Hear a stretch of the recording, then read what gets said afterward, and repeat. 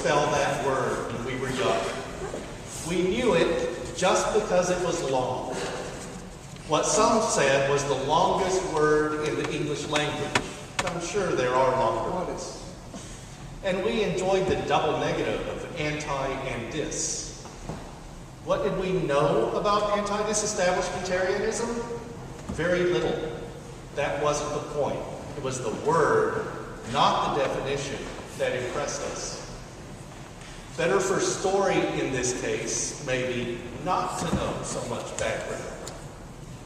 I knew that anti-disestablishmentarianism had something to do with government and politics in colonial times, but I didn't really know what.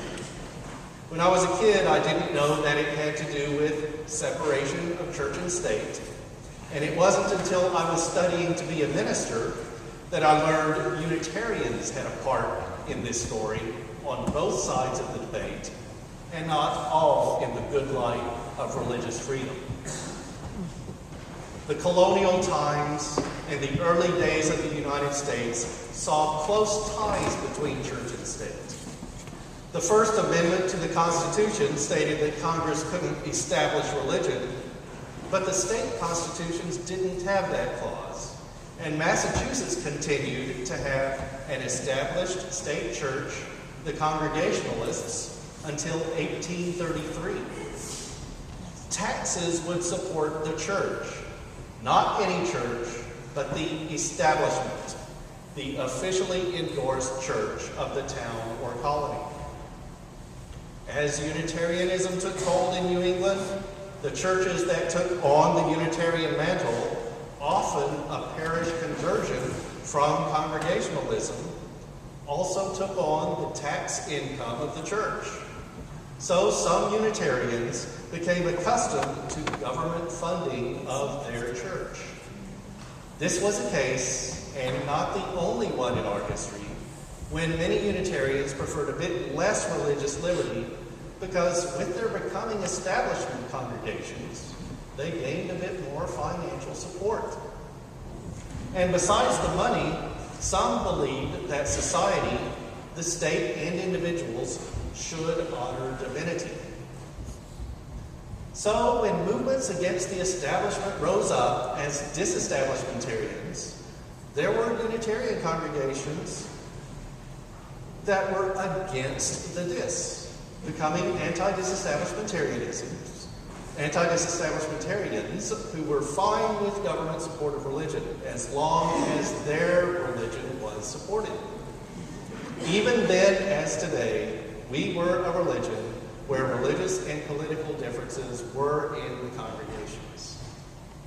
One encyclopedia has a quotation from William Ellery Channing, the prominent Boston minister who, as it's carved on the base of his statue outside the Arlington Street Church in Boston, breathed into theology a humane spirit and proclaimed anew the divinity of man.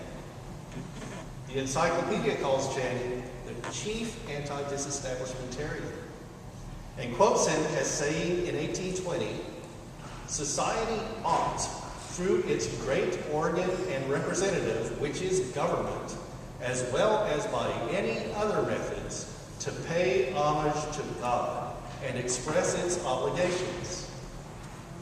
It took some time, but we later saw the light and realized that state support of any church limits the free exercise of religion for all. So the Unitarians eventually switched from tax support to the congregation's financing of the church mission. And anti-disestablishmentarianism faded from political use to become a trivial word. I'm glad that Unitarians aren't set in their revelations, that we can examine and debate and change, that the closing of a story isn't necessarily always the end. Even as well-regarded a figure as Channing doesn't always have the right opinion. I had no idea as a kid that the story of a very long word would be part of the history of the religion I joined as an adult. But that's part of the phenomenon of stories.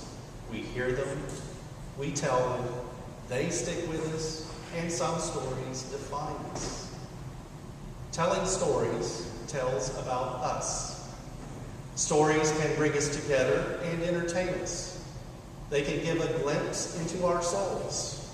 They tell of our lives, our struggles, our joys, our sorrows. We might not realize that they're religious, but as we tell and hear stories, we come together. We look beyond ourselves and to each other. We see the comic and the tragic. We tell of what's close to our heart and of what we can only imagine. Tell me a story. What a fine invitation. In response, you can get a once-upon-a-time narrative, like Potter and Murray's Universalism, or a piece of history, like the story behind a long word, or who knows what. One joy of Tell Me a Story is not knowing what the story will be. Kind of like religion. A significant factor of religion is our facing the unknown. Not just asking what, if anything, might happen after these lives that we know have ended, but how we can best live together on this earth.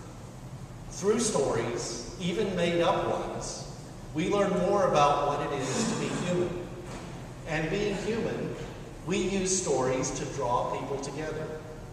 Traditional religious stories, like those in the Bible, have drawn people together to pay attention to a God or a supernatural being. Other traditional stories might be based on fact in some way, like the sutras that tell of the life of the Buddha, but that also can go beyond what we accept as fact and into what we might perceive as the supernatural, such as other Buddha lands, to make a point even with no God in the cosmos and focusing on this world.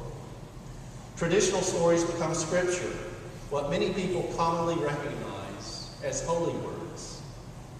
Many Unitarian Universalists think that Scripture is still to be found, and it hasn't all been written.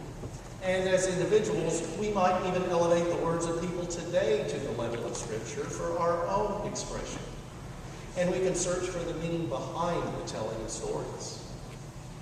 We can find and even write new stories, as well as building on the stories that are told. The end isn't necessarily the finish. It's like that word I spelled. There had to be establishment, then disestablishmentarianism, for anti-disestablishmentarianism to come into being. For our Unitarian Universalism, there were separate religious bodies that came together, and we've built and continue to form a faith that in many ways is much more open than Unitarians and Universalists were 50 years ago when they chose to join as one. I'd like to say that stories always tell the truth, but stories can be false. Saying that someone is telling a story can be a way to say that the person is lying.